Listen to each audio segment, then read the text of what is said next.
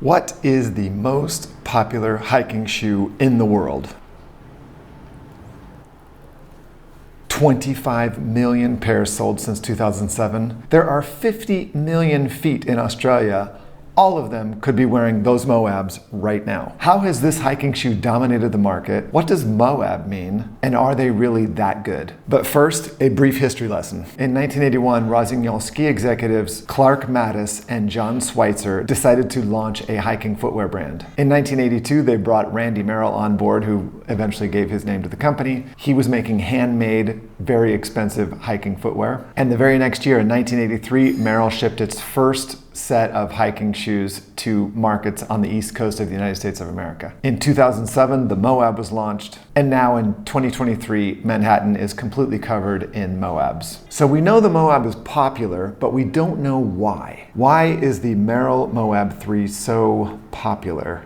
Provide some reasons. Okay, it's comfortable, supportive, plush. It's made of quality materials, Vibram rubber outsole. It has a versatile design that can handle various terrains and conditions, and it has great value for the money. I think the last 2 points are key. Merrell's stated goal on their website is to provide thoughtfully designed, rigorously tested products that over-deliver on performance, versatility, and durability. And I think that is the true secret to this shoe and why it has crushed the market. It over-delivers on versatility and performance for its price. Moab, the mother of all boots. I think this is a brilliant marketing brand because it positions this shoe, even though it's not true, as the first of its kind among all hiking footwear, and also that it sets the standard for all other hiking footwear. So what that means is with this shoe you get great value, but you get something that's more than just a hiking shoe. This is an everyday shoe. It's a walking shoe. It's a shoe to wear on the weekends. It's a shoe for gardening. It's a shoe for a stroll downtown on a rainy weekend. It's a shoe for mountain biking. It's a shoe for everyday use in a multitude of scenarios. Now, I don't have data on this next point, but I guarantee you this shoe has been worn by millions of people that have never even been hiking. But are these shoes really that good? Well, I tested them and here's what I found out. So here's some of the features off their website. For comfort, the website says, kinetic fit, advanced footbed contours to your foot for a more comfortable stride. This checks out in the testing and hiking that I did. It wasn't the most comfortable of the shoes that I tested in this last round.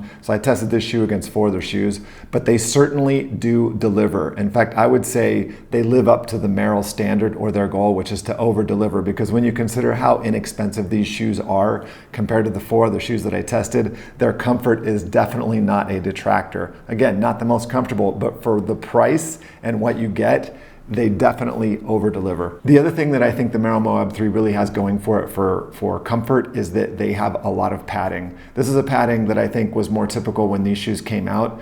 A lot of the shoes that I'm testing now don't have quite as much padding as these. Traction, best-in-class Vibram TC5 Plus outsole for optimal traction and performance on any terrain in any condition. In my testing, these shoes provided adequate traction. They did not win against any of the other shoes, but again, the 5 shoes that I tested these against are excellent shoes that come in at much higher prices. So again, traction is not a detractor for these, but I think the problem with the TC5 Plus Vibram outsole is that even as stated here on their website, it tries to do everything well, and so therefore it's not going to do anything well. It's going to be a reliable outsole that can really perform adequately in a lot of scenarios, but it's not going to overperform in any of those scenarios. But it certainly is not bad. So next up, for protection, on the website they have Merrell Air Cushion for maximum shock absorption, protective rubber heel and toe cap for worry-free stride,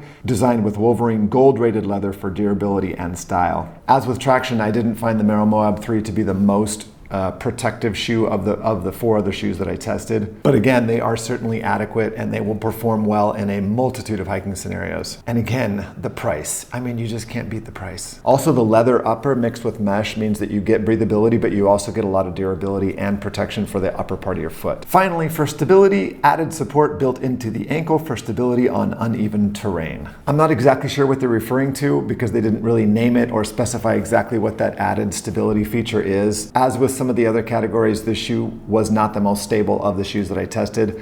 But again, I think they over deliver based on the fact that you're spending so much less than other comparable hiking shoes. So there you have it, the hiking shoe that broke the hiking footwear industry and has probably sold more shoes of this line than any other hiking shoe ever. Hey, if you're interested in more in-depth analysis of this hiking shoe, check out this video where I review it. On this channel, I go on hiking adventures and test some of the best hiking shoes on the planet. If you want to support me, Tier 1, if you found something useful in this video, hit like. Tier 2, if you want to join this community, hit subscribe. Tier 3, if you want to support me in my ongoing efforts, you can support me financially by buying this shoe or really any other shoe in the link in the description. I will see you guys in the next one.